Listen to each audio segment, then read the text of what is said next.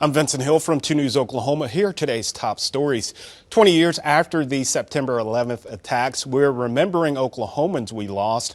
One of those victims, Army Major Ron Malum of Muskogee. He was in a meeting at the Pentagon when the hijacked plane crashed into the building.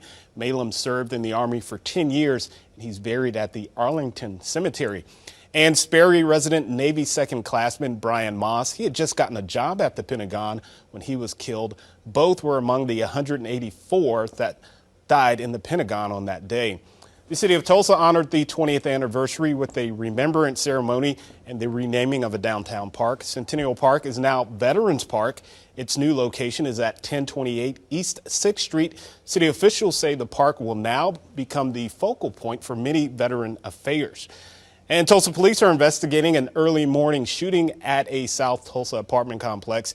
Police say around midnight they arrived at the Avondale Apartments near 71st Street in Riverside and found someone suffering from a gunshot wound. The victim gave officers a good description of the subject, and the shooter was apprehended. The suspect and victim's names have not been released because one is a tribal member.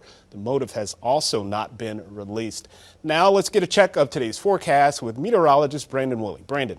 Hi, Vincent. We saw wind gusts today between 30 and 35 miles per hour. The winds easing up tonight out of the south between about 10 and 15 sustained. Then those wind gusts will come back for tomorrow on your Sunday, but probably not as strong. But we could see those gusts between 25 and 30 miles per hour and still out of the south for southeast Kansas and eastern Oklahoma. Now, our next cool front is on the way for the middle part of the week. You can see that coming down from the north and northwest, probably crossing through eastern Oklahoma by Wednesday. Again, that's the current timing, with an increasing chance of showers and thunderstorms, and also knocking those high temperatures down into the upper 80s. Overnight tonight, clear skies, but areas of smoke and haze from that wildfire smoke coming in from the western United States.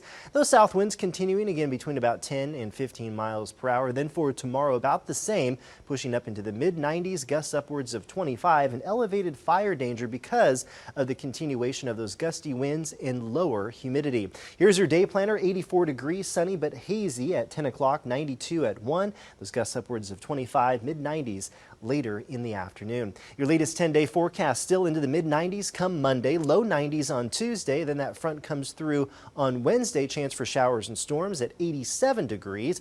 And then we're back to the 90s all the way through the weekend and probably in throughout early the following week.